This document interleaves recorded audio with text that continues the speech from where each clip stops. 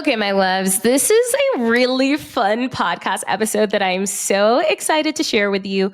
This was actually this was not my very first podcast, but one of my first podcast episodes I ever recorded. And this was about how much? I think it was 6 or 7 months after I quit my corporate job. And this was when I had just started going full in on real estate investing. I had just started nomading for a few months. And I was kind of just like, it felt like the beginning of my journey. And I remember getting asked to be interviewed on the Real Estate Rookie, which is a huge real estate investing podcast. It's one of the first podcasts that I listened to, that and Bigger Pockets. And it's a part of the Bigger Pockets podcast community. Like, it's a Bigger Pockets podcast, but it's called the Real Estate Rookie. And it's just so crazy to go back and listen to myself back then when I was so bright and bushy-eyed. But it also just like gives you an understanding too of my story and where I came from. So take a listen to the episode. I honestly loved listening back to it. It's just so fun to listen to. And it's so funny because I was traveling at this time and I was staying in Zion, just outside of Zion National Park, at this incredible Airstream glamping resort, like upscale glamping resort. It was absolutely fabulous. I traveled there with my dog. We were doing this big old road trip up to Colorado because we wanted to spend a couple months in Colorado, and we've been traveling for the last few months. And this was at this time, my home base was in New Orleans. And I literally recorded this podcast episode outside of my Airstream. You can kind of hear like wind in the back, but it just shows you like where I came from. And like everyone starts from somewhere. And that is like where I started, which is really, really cool. So take a listen to that episode. Let me know what you think. This is Real Estate Rookie episode 297. What are you usually making on the side of the duplex that you're renting out? During the summer months, about $2,400-$2,500. During the high season, anywhere from $4,000 to $6,500. So you're literally covering all of your living expenses and then some. Yeah. And now I'm traveling, for example, for the next 5 months, and I'm midterm renting out my side of my duplex as well for another $2,400. My name is Ashley Kerr, and I'm here with my co-host, Tony Robinson. And welcome to the Real Estate Rookie Podcast, where every week, twice a week, we bring you the inspiration, motivation, and stories you need to hear to kickstart your investing journey. And as always, we're back with an amazing story from an amazing guest. This is actually someone that I know personally outside of the Bigger Pockets world. Her name's Olivia Tati, and I actually met her initially at my event, and then she joined one of my coaching programs, and she's just an amazing bubble of energy and optimism. And she's got a story where she quit her job, and, you know, just so many good nuggets throughout Olivia's entire story. But I really enjoyed this conversation today. Yeah, she has definitely some bravery in her. She attended Tony's conference and put her 2 weeks notice in at her stable, reliable W-2 high-paying job. So Olivia's story goes into talking about her experience with house hacking, short-term rentals, long-term rentals, and medium-term rentals. She also talks about different side hustles that she has done. And one of them, which is pretty passive for her, she is bringing in around $6,000 a month doing this little side hustle for income. So make sure you listen for how she's doing that. Yeah, just overall a really, really good episode. And what I hope you guys get from Olivia's story more than anything is the bravery, I guess, or the courage to pursue the life that you want. She's really doing a good job of like lifestyle design. Like, she did this podcast in Zion, like near Zion National Park. And she talked about how she's about to go to Portugal and she wants to live in Europe for half of the year. So if that's the life that you want to live, real estate and the businesses around real estate really can give you the freedom and flexibility to live that life. But I feel like so many people get stuck in what's safe and what's, you know, what society expects of us as people. And there's more to life than just kind of getting up and going to work every day. So if there's anything that you guys take from this episode, I hope it's that. All right. I want to give a shout out to someone who'd love to say 5-star review on Apple Podcasts. They go by the username Born and Raised SF. This person says, better than all the rest. Feel like they nailed the format and content really well for rookies just like me. I started listening to current episodes, and now I'm going back and listening to ones that pertain to my strategy. It's all so incredibly helpful, and the hosts seem like two of the friendliest, most empathetic people, which I want in a podcast host. They also ask their guests insightful questions, and I appreciate how they ask guests to explain concepts and spell out acronyms for the benefits of the audience. Truly couldn't recommend more for the real estate investing people that are curious. That's probably one of the nicest reviews we've got in a while. I like that one. The only thing I would say different is we're nosy. We're not curious. We just want to know how to do something. Yeah, we're asking those questions for our own self-interest, trying to figure out how we make it happen. But two of the friendliest and most empathetic people, like that's probably one of the nicest compliments we've got as hosts of this podcast. So for all of our rookies that are listening, if you haven't yet, please do take a few minutes, leave us an honest rating review on whatever platform it is you're listening to. Reviews really do help us reach more people, and the more folks we can reach, the more folks we can help. And that is the entire purpose of the Real Estate Rookie podcast. Well, before we bring Olivia onto the show, I want to let you guys know that Tony and I this evening are headed to meet up somewhere in the world. So you may have seen it on our Instagram stories, since this will air at a later date. But listen to some podcast episodes that we record later on, because they may just be live and in person. So you know that they will be full of shenanigans. Is that still a word? Yeah. Well, Olivia, welcome to the Real Estate Rookie podcast. Thank you so much for joining us. Why don't you start off with telling everyone a little bit about yourself and how you got started in real estate? Yes, thanks so much. Super excited to be here. So I started investing in real estate about a year and a half ago. And I say recently now, but it's been about 7 months since November that I quit my job. I heard this once at a conference, but I am a recovering engineer. So not an engineer anymore. Now I fully invest in real estate. I do a lot of social media. So now I have a YouTube channel and trying to grow my social media presence just in general. And I got started investing in real estate by buying a duplex in New Orleans, which is technically my primary residence, and started by house hacking. Before we go any further into the episode, for anyone watching on YouTube, I think you need to tell us where your beautiful background is. You are. It looks like a beautiful sunny day. It is. It's gorgeous. I'm in Utah right now at this place called Auto Camp. It's like pretty large scale glamping type, like upscale glamping kind of. There's 81 Airstreams on the property, which is pretty insane. But I'm kind of using it as like market research because I want to get into like boutique hotels and glamping in this next year's. And I also get to feature on my YouTube channel. So, those great like work trips. Yeah, Olivia, you talked a little bit about this, but I think you've got some nuances in your story that I feel are worth getting into. And for a rookie audience, like disclaimer, the way that I know Olivia, she's one of my students in our coaching program, but she's just got such an amazing journey. I felt that it was beneficial to kind of share kind of what she's done since I've met her with folks in the rookie audience. So, Olivia, when I met you, you were still working your day job as an engineer, and like for so many people in the country, you kind of had already achieved a piece of the American dream. You went to college, got a technical degree, you had a very healthy salary, you had this position that probably would have, you would have been employed for the rest of your life, and you would have been able to retire and do all things the right way. So what was the impetus for you or the motivation for you to leave this very comfortable lifestyle you had built for yourself? Yeah. So in February of last year, we had the return to office. And so I guess there's a lot of background that goes into it. But basically, when we started the return to office, my soul just died. I had basically spent the last 2 years during COVID being able to work from home. I got my real estate license as well. So I was already selling real estate on the side. And my life just felt like enjoyable and I had more control over my time in my life. And so the second we started going back into the office, I was commuting an hour each way to work, which was not fun. And I just started getting so angry and frustrated. And if you know me, I'm not a very angry person. So, and it was funny because like one of like my best friend, and she's also my business partner, she was like, I'm going to need you to stop complaining because it's like starting to affect me mentally. And that's when I was like, okay, I need to get out of it. Like, this is not good for my soul.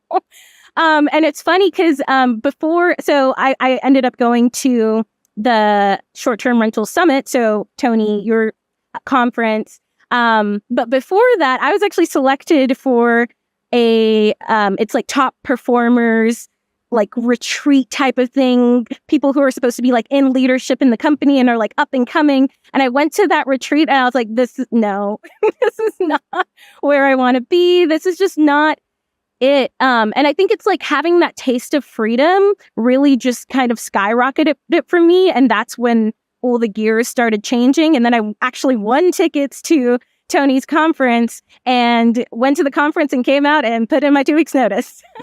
Oh my gosh. Wow. That's incredible. Okay. So let's kind of start right there. So at the conference, you decide you putting in your 2 weeks notice.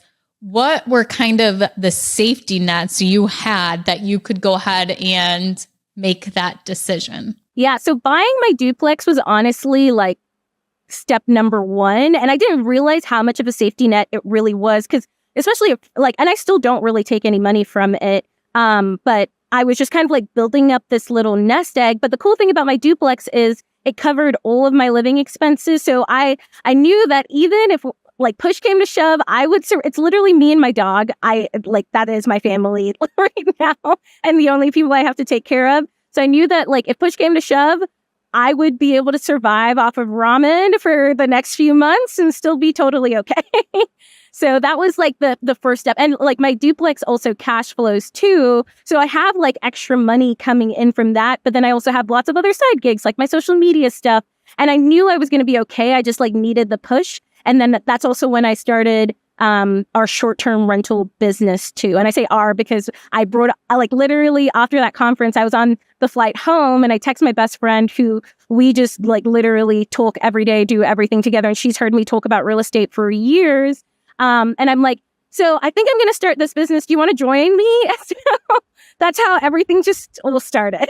So Olivia, if we can, I just want to kind of drill down a little bit on this a bit more. So at that moment, you said that you were angry, you were upset about the idea of like going back into the office. But I mean, like it has to be a really strong emotional reaction to say like, this is a big enough of an issue for me to want to leave my job. So I guess just kind of walk us through like, just not only the logical side of like, I want to leave, but just mentally, emotionally, what was kind of going on for you to say like, this is enough. This is what I'm going to leave because of this. Yeah. I mean, it was really hard because at first so I had already started looking to leave a few months earlier. So I started applying to some like tech jobs, but my whole background is in oil and gas. Like I've been a chemical engineer since like I first started college, that because you were supposed to figure out your major freshman year. And I was like, sure, whatever.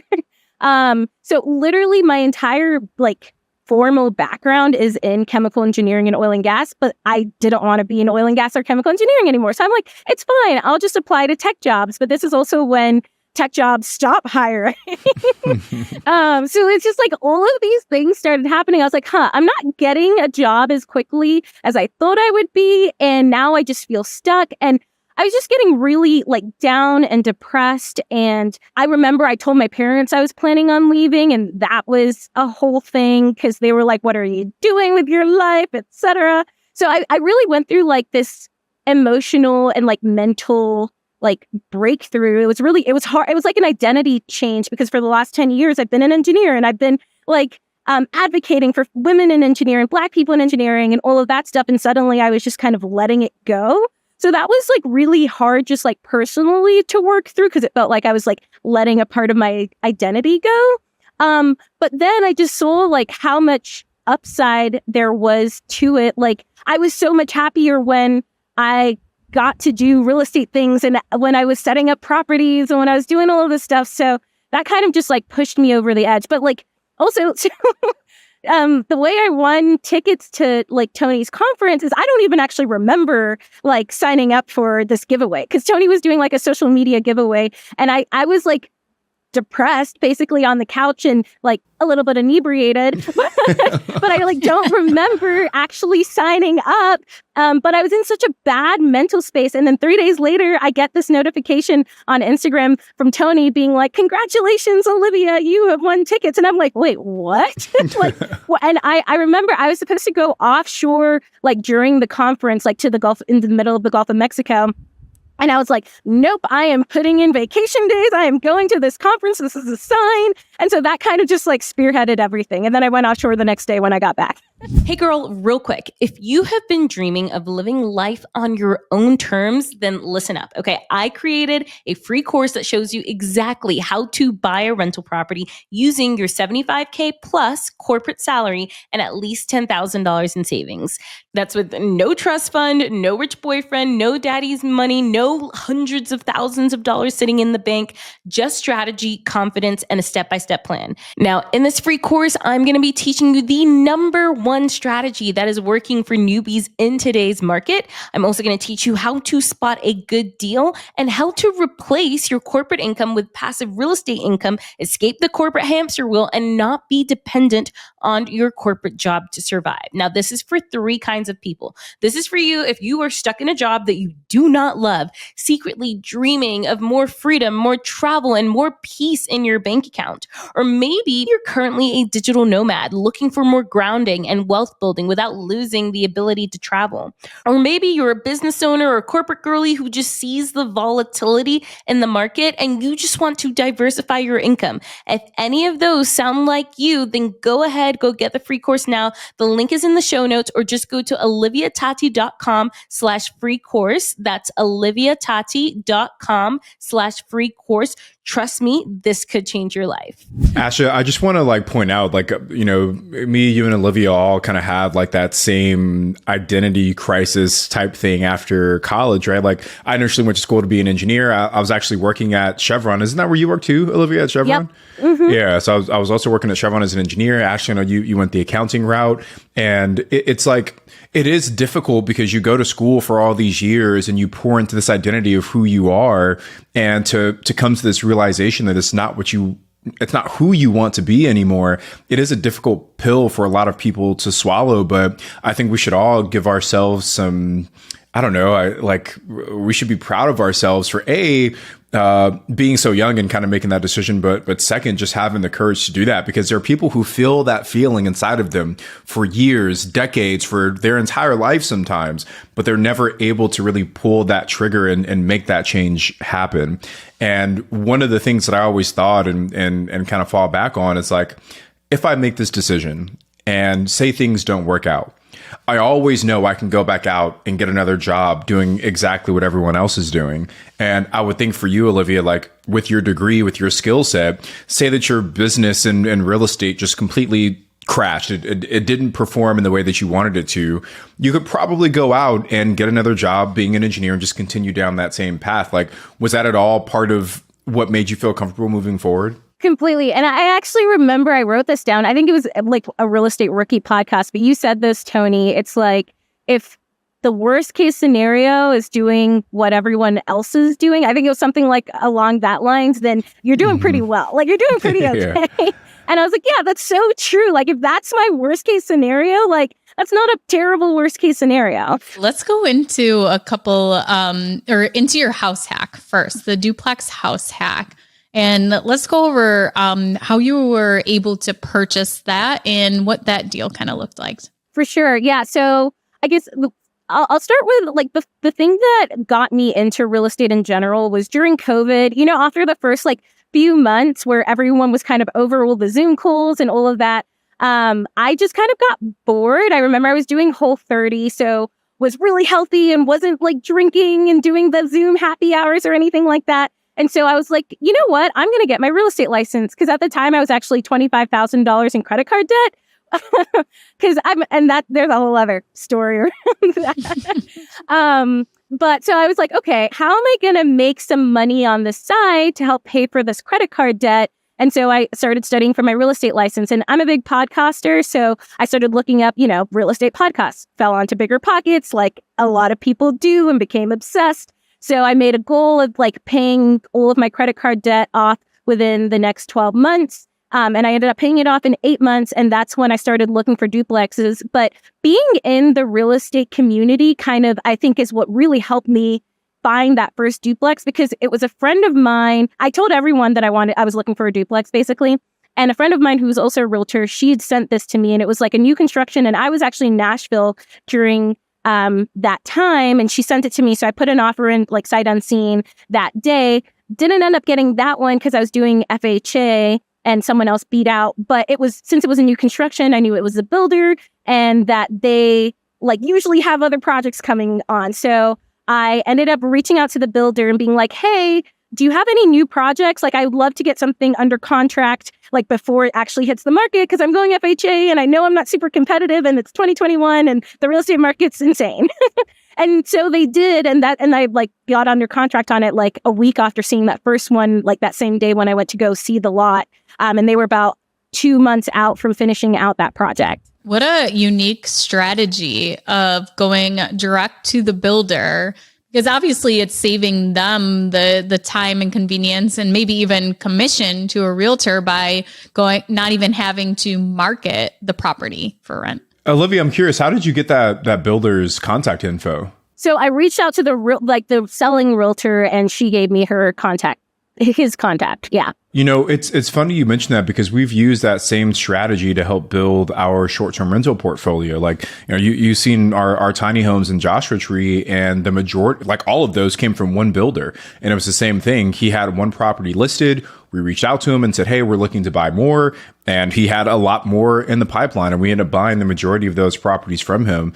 And I think going direct to builder is honestly one of the most underrated strategies that enough people don't talk about. And Ash, we had one guest, I want to say he was in Texas somewhere, but if you remember, he kept buying Austin, I think. Yeah, it was in Austin, right? Texas. Yeah. Yeah. Where he would go and buy, he was like house hacking new construction. So he'd buy new construction, live in it for a year, sell it, go buy another new construction. And he just kept doing the same thing over and over again. It was a great way to build capital. And he was going and he was putting a deposit down almost a year in advance to get into phase 1. And by the time his house was complete and he would move in, they had already started phase 2, phase 3. And people were already paying way over what he purchased in phase 1, that they're already built-in equity or built-in appreciation on those properties. So yeah, that was a super unique strategy that he was doing, is going and putting, I think it was like $1,000 deposit, yeah, something really low. Super small. Yeah. Well, yeah, that's like even for this duplex, I think I only put $1,000 deposit, which was That's weird. insane. Because usually you're putting at least like, $3,000 to $5,000 at a minimum. I want to go back to the house hack. Before we do, Olivia, you also mentioned that you paid off $25,000 in 8 months. And you kind of glossed over that, but that is an amazing accomplishment. And we've recently done some episodes about like side hustles and how people can use side hustles to fuel their real estate business. So, I mean, you didn't necessarily use the $25K to buy your real estate deal, but you did use it to pay off a lot of debt, which helps you get your real estate deal. Was all of that $25K earned through your real estate commissions as an agent, or was there other things you were doing? Yeah, well, so like part of it was, but part of it was, I just doubled down. Like I literally, because I made it as, the whole Dave Ramsey, and I know Dave Ramsey, like with real estate investors, yada, yada, yada, but Dave Ramsey's fantastic for like paying off debt. And like making it a game. I think I used either like the snowball method or whatever it was. So it's like each time where I could actually see that balance come, because I've been sitting on that $25,000 worth of credit card debt for about a year. Like I joined my company the year before that, and I was like, it's going to be great, because I finished grad school, started my job, and I was like, oh my gosh, I'm going to have a 6-figure job. I'm going to be able to pay this off in no time. Yeah. And then a year later, I was like, did that go up? Yeah. So yeah, just doubling down and like making it a game. So each month I would pay more and more and more off. So this episode isn't necessarily about you being an agent, but I'm just curious, like, once you got your license, what steps did you take to actually start finding clients as a new agent? Because I think it's easy for a lot of folks to get their license, but to actually start earning commissions is a bit more difficult for people. So as a new agent, what steps did you take to find your first few clients? Yeah, I mean, social media was always my big thing. So I would every Wednesday in New Orleans, they have open houses. So I would do like weekly quizzes on how much houses were in New Orleans and do like property tours and stuff all over my social media. So I think it was like on Thursdays, and I called it like Tours with Tati or something. And everyone would like comment on it and all of that. And they'd be like, oh, I have a friend who's actually looking for a house. So they would like send them over to me, and just like talking to a lot. Like I told all of my friends, even at work. I told everyone at work. I was like, by the way, I got my real estate license. So I sold to a lot of my coworkers as well, that were my same age or a little bit older than me. But that was, I mean, it is one of those situations where if you just get your license, you're not going to automatically start making commission. It's definitely a grind. And I knew that I didn't want to necessarily be a realtor full time. It was more like a venue to like get into real estate and like learn more about it and then also make income and kind of be a part of that community. What would you say were maybe the top 3 things that you learned or were large advantages of being a licensed real estate agent to help you towards your investing career? What are like 3 things you could think of off the top of your head that you think of like, these are the reasons you should get your license. This is what I learned. For sure. Yeah. And, to back that out, it's like, I don't think everyone needs to get their license, but I actually really like my, I still, even though I don't sell actively right now, I still have my license and still make money off of it from referrals. So that's maybe number 1. It's like, even if you don't sell actively, you can make money through referrals. So literally, I'll just refer out my friends or people that I know to other agents, and I'll just make income from that. So like this last month, I made like $6,000 just from referrals, which is like a pretty solid, like extra income. The other thing is just like being around the people, right? Like people who know real estate, people who understand real estate and understanding the transaction process. So like I was my own agent for for like any property that's in Louisiana and even properties in other states. I like know the process. So sometimes, which is something I probably need to be better at, is I end up like taking like the agent role because I know what needs to be done and like getting things done and doing like, so you just like know the process super well. Another thing that I would say was great about becoming a real estate agent is it's like a way for people to know you. It's a way for people to like know you as the real estate person. So like, I think people are confused as to like how people will reach out to me. And it's because like even though I just became a real estate investor over the last year and a half, I've been like plugging myself as the real estate person since I got my license. So that was like 2.5 years ago. So I've kind of like been the real estate person in my community for a while now. There's a couple of things I want to talk about. But first, I want to talk about the $6K in referral income. So for folks that don't understand what that means, can you break down exactly how are you generating $6K last month without selling any homes as a real estate agent? Yeah. So basically, like I'll have friends that will either tell me that they're looking to buy a new property, and it doesn't even have to be in my market. Like I think one of them was for this last month was in Colorado. Another one was in New Orleans, just all over the place. But especially if you're in the real estate investing community, if you're a realtor, what you can do is refer them to another realtor in a different state in that area that they're looking to buy. And then you negotiate with the realtor like referral fee. So usually for me, it's 20 to 25% of the other realtor's commission. So if they close with that realtor, then you receive that income just for just connecting the two, which is honestly like, I'm like, I need to do no more of those because that was too easy. Yeah, I saw Tony make a little note, get real estate license when you were talking, when you mentioned the 6K. Well, Sarah's actually been working on her real estate license here in California for that reason, because we have so many people that reach out to us asking for agent referrals. And obviously we send people who we feel is a good match, but if we're able to kind of monetize that relationship as well, it makes sense for us.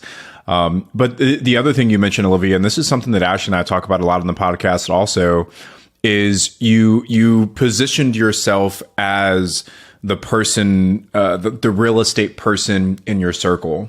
And I think so many rookies struggle with that when they're new because they feel that they don't necessarily have, I don't know, maybe value to add. But for everyone that's listening, I think all of you should be actively talking about this journey that you're going on. And it could be just telling your coworkers like, hey guys, like, yeah, I'm looking at buying my first real estate investment this year. Or if your church group, wherever, just like if you can start communicating and sharing with people that you are now a real estate investor, even if you don't have your first deal yet, just like you said, people start to think of you in that way. And when opportunities come up, they're going to give that opportunity to you because they've associated you with real estate. So I think so many people just miss that opportunity, Olivia. So I appreciate you sharing that it's worked well for you. Yeah, no, it's definitely the move. I want to go back to the house hack because we started talking about it and we got sidetracked a little bit.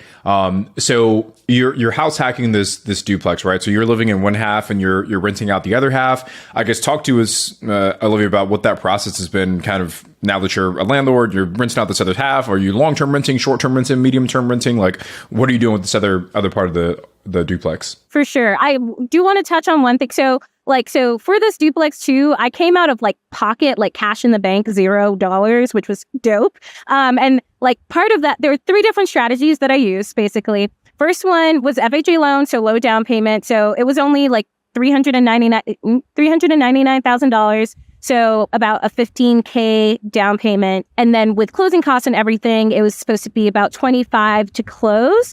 But because I was a realtor, I could roll my commissions into my closing costs. So that reduced my closing costs to about $15,000. And then on top of that, I used a 401k loan to actually fund it. So like basically I had money sitting in my 401k that I was doing fine. It wasn't doing great. And I was like, I know that I can put this to better use, but I didn't want to pay like the extra 10% penalty on top of it. So I was like, let me see if I can take a 401k loan out. And if you're, at least for my 401k, if you're buying a primary residence, you can take out a 401k loan that's either half of what's in your 401k or up to $50,000. And it was like a 3%, 30-year fixed loan. And I still have it and it's just chilling and I pay like $100 a month off of it, which is great.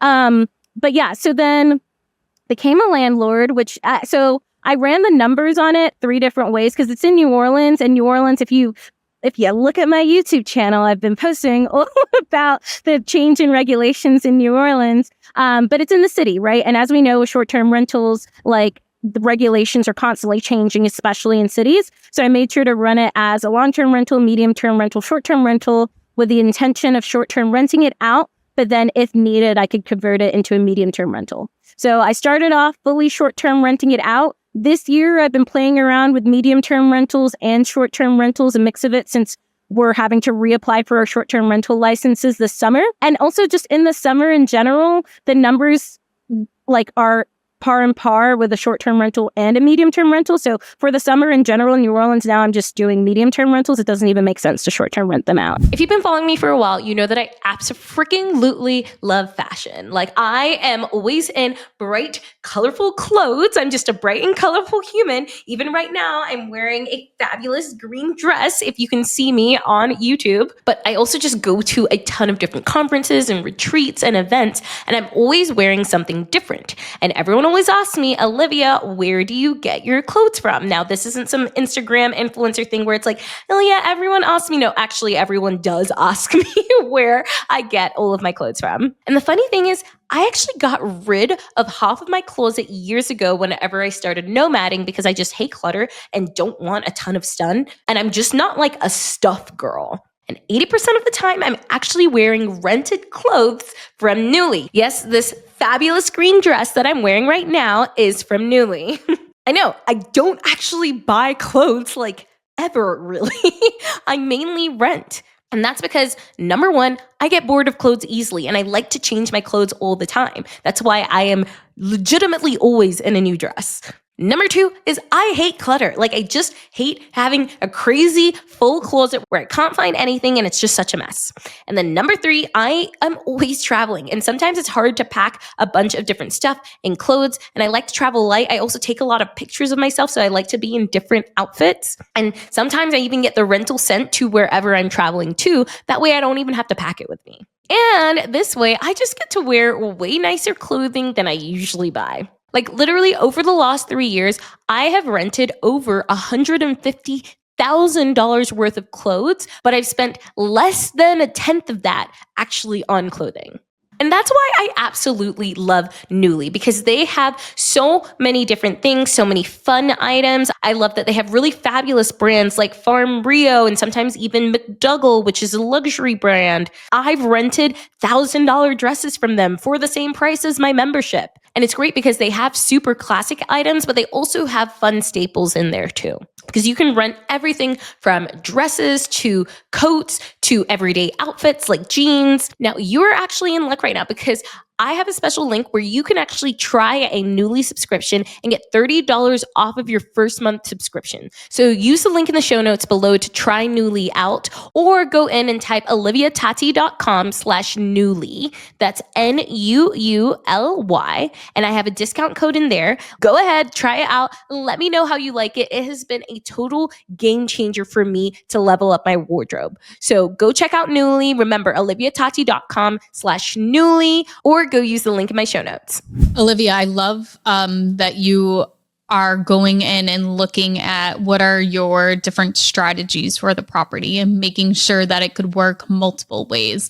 And even if you are purchasing a property and you know, like, I'm doing short-term rental on this, it doesn't hurt anything to run the numbers as the property as a long-term rental or a midterm rental, just to see, like, okay, worst case scenario, I have to transition to another strategy. This is what the numbers would look like for me. And I've been doing the same too, as I turned one short-term rental into a medium-term rental. And then the other one, we kind of go back and forth. When we get interest on the medium-term rental and we, don't have it available, we've been trying to put people into the short-term rental to kind of block off like large chunks at a time.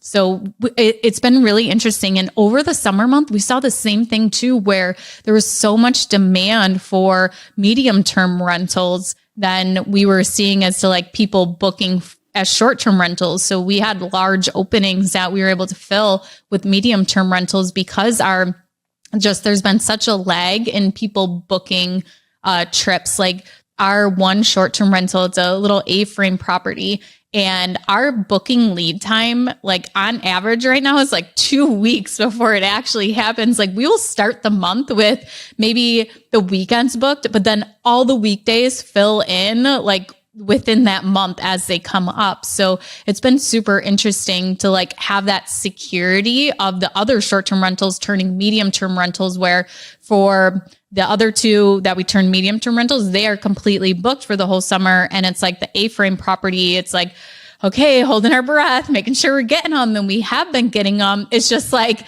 that lead time is just like really, that window is really decreasing.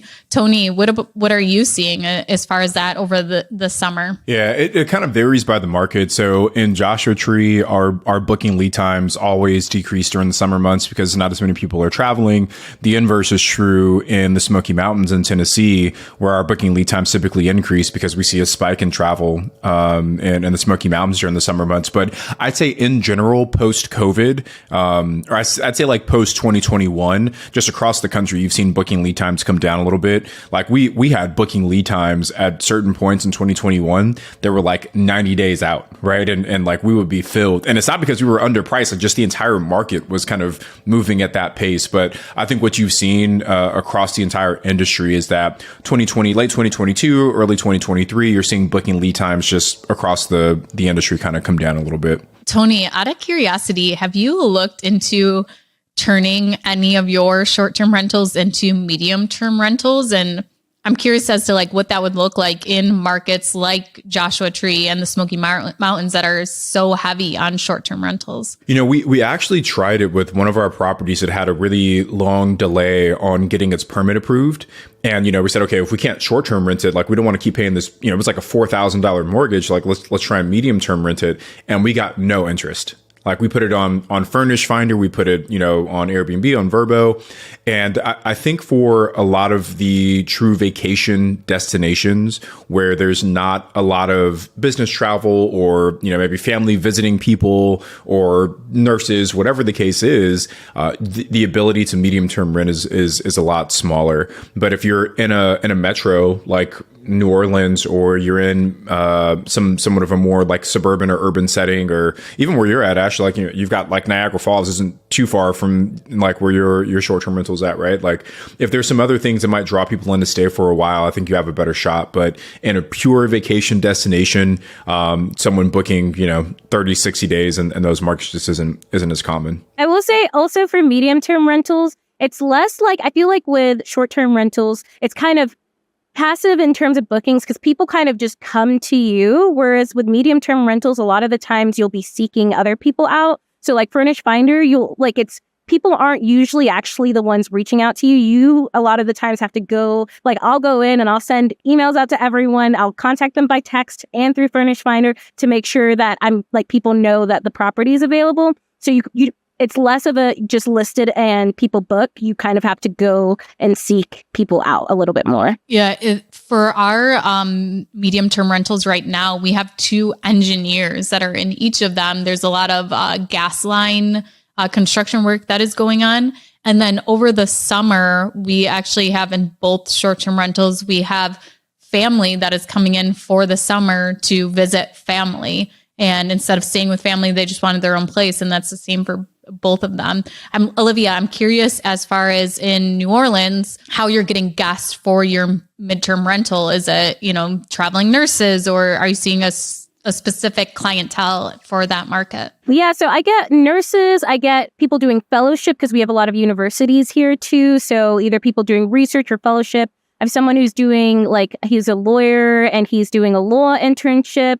So a lot of people will come to work here for a couple of months. And then I know other people, especially if you have more of a luxury short-term rental, there's a big movie industry in New Orleans as well. So you'll get a lot of actors that are coming in, or producers or photographers and things like that.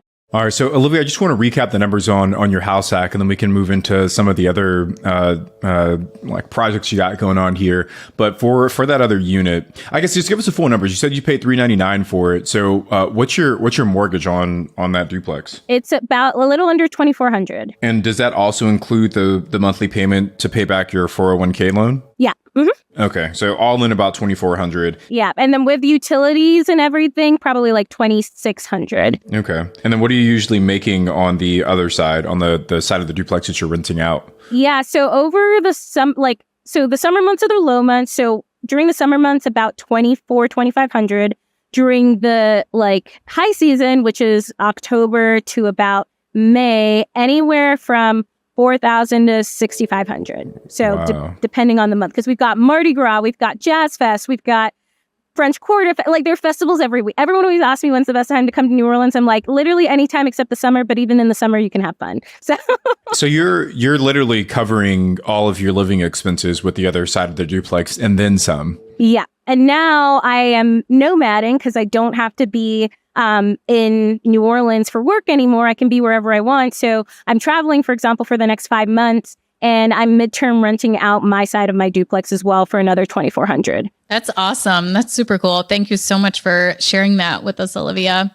Are there any other income streams that you have going on? We talked about your rental income, your referral income. Is there anything else that you are currently doing to bring in income?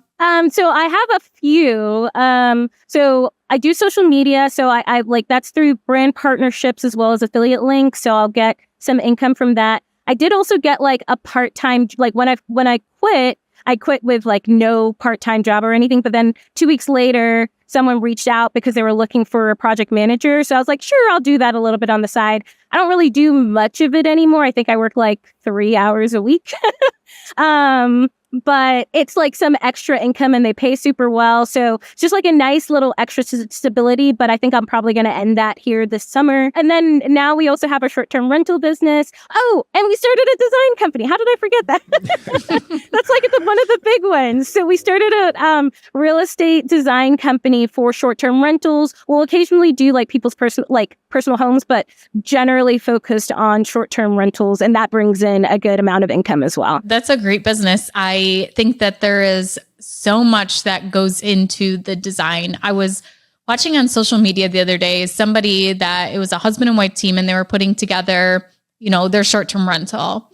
And I looked at it and I was just like, it's really cool things they're putting in there, but it's just not that wow factor. It's there really is, if you look at some of these places like Tony and Sarah, all these little pieces and it all just fits together and it's stands out and it's wow. And I was thinking what a big difference that makes is you can tell when it's professionally done compared to, it's just, one person or husband and wife couple, it's maybe their first Airbnb and they're just going and they're let's do a beach theme or whatever. And it's just random stuff thrown over and not well put together. One of my friends I saw, they did a short-term rental where they have like a karaoke stage and stuff in it and like all these things. And, it's just very cool. So that's awesome about your design, because I think that definitely adds a lot of value to someone's listing is when the design is well worth it. Let me ask one follow-up question to you, Olivia. What do you feel are some mistakes, and this kind of ties into what you just said, Ashley, what do you feel are some mistakes you've seen short-term rental hosts make when it comes to designing their Airbnbs? Not putting curtains in and sticking to like regular blinds. That just like kills my soul. Another big one is, light fixtures are a very, like, not even just light fixtures, but like the receptacles, electrical receptacles, just changing those out makes such a big difference like when you walk into a space. If you see like a kind of like an old school gross electrical receptacle that's like beige versus like a clean white one, or one that's like painted so that it actually like fits in and flushes perfectly with the wall. Like those are just like small little details that people don't know to do, not changing like plumbing fixtures. Another thing that I do notice too is like trying to cram too many people into a space and not being able to like actually fit that many people in that space. And that's something we like kind of have to do, like, especially when we are working with clients, is sometimes they'll want to fit in like 14 people into a 1,600 square foot home. And it's just like, I don't think that's true. But then there's only seating for 6 at the table. That's the one thing that I've noticed before. It's like, it sleeps 14, but there's only a 4-person table ready to eat at. The other thing to consider when you're doing that too, like, because there's this saying in the Airbnb industry about heads and beds, right? Like you make more revenue when you can get more heads and beds. But a lot of cities, counties, ordinances, whatever that have recently passed, they've started to limit the number of people that you can even legally put inside of your property. So just for everyone that's listening, as you're designing your short-term rental, not only do you want to think about it from a design and like comfort perspective for your guests, but also just kind of think legally if you can actually fit more than a certain number of people into a specific listing. Yeah, totally. That's just exactly what happened in New Orleans, actually. They've like capped it to 6 people total in a short-term rental. So. Wow, interesting. Yeah, great tip, you guys, for someone to check that out. Okay, Olivia, I am going to take us to our rookie exam. So I hope you're ready. The first question is, what is one actionable thing rookies should do after listening to this episode? Yeah, I've got a few. If that's okay. I'll try and start with the first one is post on social media. Tell everyone. Like that's just when people know that you're in the industry, like so many opportunities come your way. Like I feel like even just me being here right now, like so much of it is just because I tell everyone what I'm doing. So I think that's just like a super easy way. And I know that, everyone's self-conscious and stuff like that, but you kind of just have to get over it. I'm sorry. But and just you can start small. You can start just by like telling your close friends, and then you like post one thing on social media a week. And social media is such an easy way to do it because you can reach so many more people than just your like close-knit group of friends or the people that you know. Olivia, I think you didn't say this, but I think the other thing that you do phenomenally well, and what I would hope people take away from this, is just like getting in the right, like surrounding yourself with the right group of people, because you're in my coaching program. I know you're also in Heather Blankenship's coaching program. I see you at like every single real estate conference that happens. You're always like networking and meeting new people, and you just do this phenomenal job of building your network, and not in a self-serving way, but in a very kind of focused about just like trying to provide value to other people as well. And like genuine. Yeah, a very genuine way of connecting with people. And you may not even know it, but I really do feel that that's led to a lot of your success as well. Thanks. All right. Question number 2. What's one tool, software, app, or system that you use in your business? Okay. For a lot, like all of my businesses, Canva is freaking amazing. I love Canva. I'm actually going to do like a YouTube video on like how to design. So even for our design business, I design everything in Canva, and it's such a like cheap tool to use for how powerful it is. I even did like a crash course on how to use Canva for some folks in another mastermind group, but it's just such a good, easy tool to use, especially for anyone that's just getting started and wants, and like I used it in my real estate like agent business, and I used it in my real estate investor business and my design business and for social media posts and everything. But then on the real estate side, I recently just started using Turno, which is like a cleaning app, like to manage your cleaners and stuff. And I have been obsessed with it. It's changed my life. So I started using it a month ago and it's been super great. Tony, is that the same one you use or is yours a different one? So we don't use Turno. We use a company called Breezeway for ours, but they all function pretty similarly. Yeah, just to give everyone a couple options. Okay, Olivia, last question. Where do you plan on being in 5 years? Yes. So I am a big traveler. I've been to over 50. I've been to 52 countries, probably hitting 53 at some point this year. And I plan on traveling for the next few months. I'm even bringing my dog to Portugal with me, so that will be fun. But in the next 5 years, my big goal is to be able to spend at least half of the year in Europe. So I want to buy a place in Italy. That's my big goal there. But from a real estate standpoint, I really want to start getting into the boutique hotel side of things, just because I've recently purchased like single family homes with investors, but I just love my duplex because there are multiple income streams coming from one property. So I want to buy more of those type of things and still do the short-term rental things because I love the short-term rental side of things. And I love hospitality and I love creating cool, different, fun, unique experiences, but kind of doing it on a larger scale by having like 1 or 2 or 3 or 4 boutique hotels around the country and potentially even going internationally for it. So like boutique hotel in Italy. How fun would that be? Yeah, well, that's awesome. Yeah, thank you so much for sharing that, Olivia. My kids are going to be jealous that your dog is going to Portugal and I'm only taking them to Orlando. So, well, Olivia, thank you so much for joining us today. We really appreciated having you come on and share your knowledge with everyone. And congratulations on all your success thus far. Can you let everyone know where they can reach out to you and find out some more information about you? Yes, I am super active on social media. So Instagram, it's going to be at the Olivia Tati, like THE Olivia Tati. Instagram is going to be my main one. You can also follow me or subscribe to my channel on YouTube. I'm growing. But it's also at the Olivia Tati. Olivia Tati, the Wanderlust host, is like my name on there. And pretty much post about real estate, investing, short-term rentals, and also all of the cool short-term rentals that I go to around the world. So like this place that I'm at right now is going to be on there, the place that I was just at as well, and just kind of like interviewing hosts and their stories and everything about life and travel too. Well, that's awesome. Thanks again for coming on. And thank you guys so much for joining us. I'm Ashley at Wealth from Rentals, and he is Tony at Tony J. Robinson.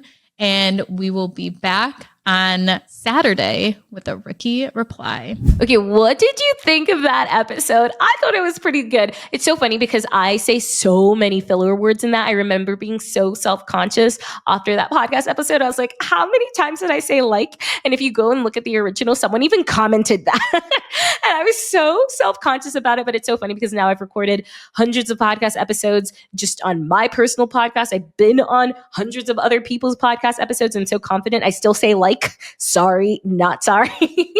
But I hope that also just inspires you to get started, to get involved. You never know where life can take you. You never know what opportunities are going to be out there for you. If you like this episode, make sure to share this with at least one person in your life who you think could benefit from this. Okay, bye fam. Thank you so much for listening to Wanderlust Wealth Show. Now, don't forget to follow the podcast, or if you're watching on YouTube, make sure to hit that subscribe button. If you love this episode, it would literally mean the world to me if you shared this with a friend or a family member, or literally like anyone off of the street. Like right now, go ahead, share it so you don't forget, or post it on social media and make sure to tag me. I love seeing what you're listening in on and what you resonated with, and I'm just so freaking thankful for you. I'm so freaking excited for you. I love you, and don't forget, life really doesn't have to be hard.